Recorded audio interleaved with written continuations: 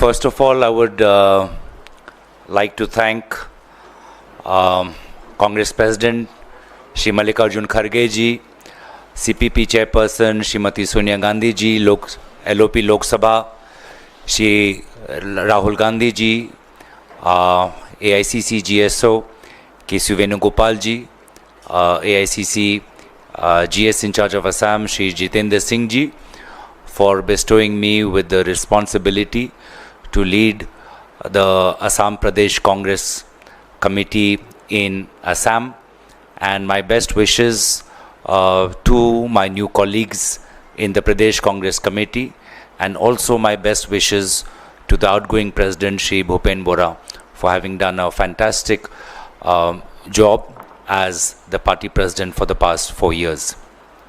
दोस्तों, आज का जो प्रेस वार्तालाप है वो उत्तर पूर्वांचल के साथ जुड़ा हुआ है, और हाल में ही उत्तर पूर्वांचल को लेकर दिल्ली में प्रधानमंत्री मोदी जी ने राइजिंग नॉर्थ ईस्ट समिट को संबोधित किया, जिसमें विभिन्न प्रकार के बातों का उल्लेख किया गया, उद्योग का उल्लेख किया गया, निवेश का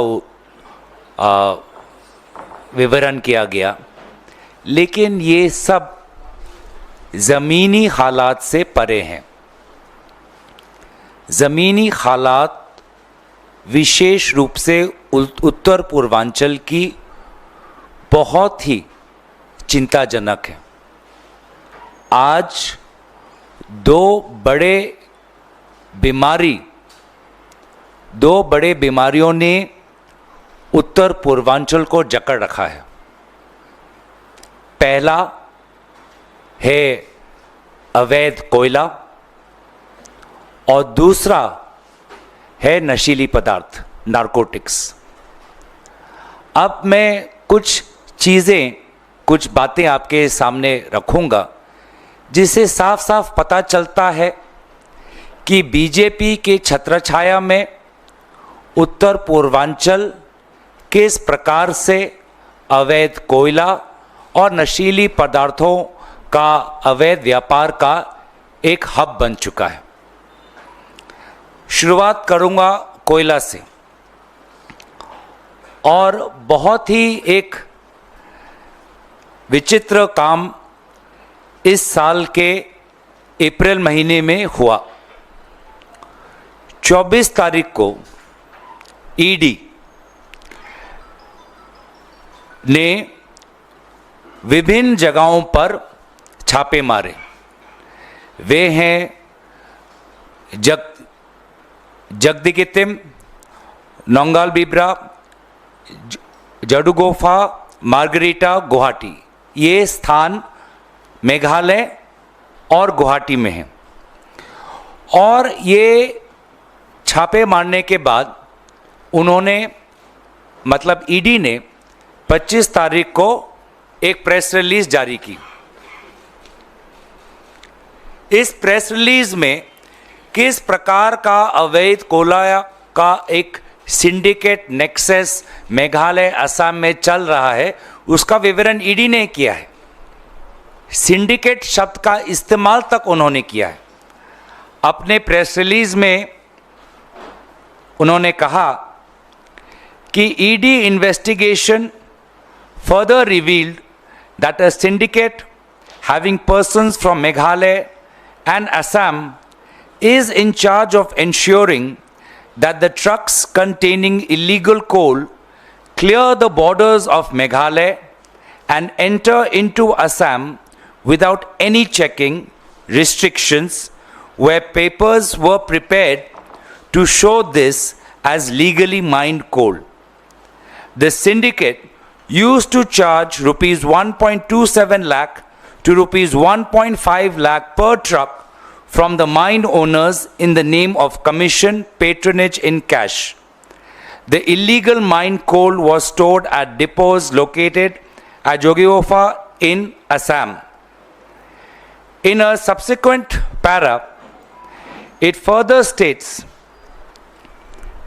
it is further revealed that the cash so generated in the process was collected by the syndicate and was being stored at the places of the cash handlers. These cash handlers were searched and diaries containing cash in out was also seized. It was further revealed that the coal mine owners and the syndicate people used to coordinate with illegal coal mine operators in Margarita, Tinsukia to make it appear to be mined from legally sourced miners.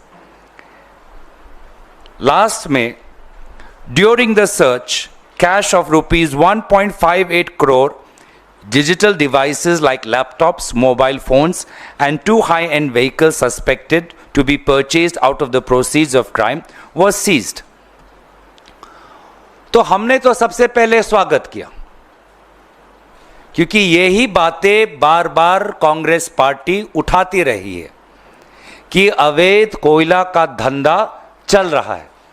इसको हमने सदन के अंदर भी उठाया, इसको हमने सदन के बाहर भी उठाया।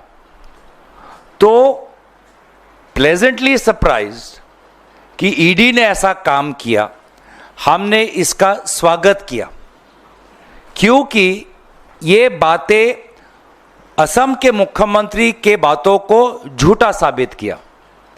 क्योंकि असम के मुख्यमंत्री कहते हैं कि कोई अवैध कोयला का व्यापार हो ही नहीं रहा, कोई अवैध कोयला है ही नहीं, सब जायज़ है। तो सरकारी एक तंत्र ने मुख्यमंत्री को झूठा साबित किया, तो इसका तो हमने स्वागत किया। लेकिन जब इसके पश्चात कोई जांच नहीं, इसके पश्चात कोई एसआईटी नहीं, इसके पश्चात कोई अरेस्ट नहीं,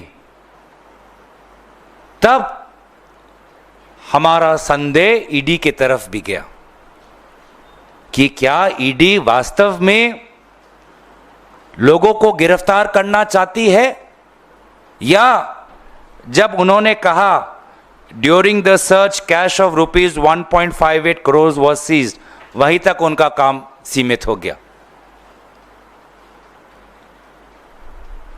क्योंकि अवैध कोयला की बात बार बार उत्तर पूर्वांचल में उठती है। इस साल के शुरुआत में जनवरी में आपको याद होगा, लगभग 40 दिन राज्य सरकार, केंद्र सरकार असम के उमरांगसाउ अंचल में 6-7 श्रमिक जो अवैध रैटहोल माइन में फंस गए थे, उनको निकालने की कोशिश कर रहे थे। लगभग 40 दिन लगे, 44 डेज टू बी प्रिसाइज, और तब जाके उनके मृतकों की लाश निकली और इल्लीगल रैटहोल माइन पता चला। और जनवरी के बाद जब राज्य सरकार ने एक एसआईटी बनाई, जांच की, तो पता चला कि लगभग 245 इल्लीगल रैटहोल माइंस असम में चल रहे हैं, और ये इल्लीगल रैटहोल माइंस बंद कर दिए। हमने उसका स्वागत किया, लेकिन उसके पश्चात किसकी छत्र छाया में ये इल्लीगल रैटहोल माइनिंग हुए? जिला प्रशासन, जिला पुलिस क्या कर रही थी? माइंस एंड मिनरल्स डिपार्टमेंट क्या कर रहे थे? और हमको लगा कि अवैध कोयला शायद अब बंद हो गया होगा, कि जब 250 रैटहोल माइंस बंद हुए, सीज हुए। लेकिन जब ईडी का यह छापा 4 तारीख को, सॉरी मई के, अप्रैल के 25 तारीख को हुआ, तो हमको पता चला कि नहीं, जनवरी के बाद अगर जब्त भी हुए कोई इल्लीगल रैटहोल माइंस, अभी भी उत्तर पूर्वांचल में, असम, मेघालय में ये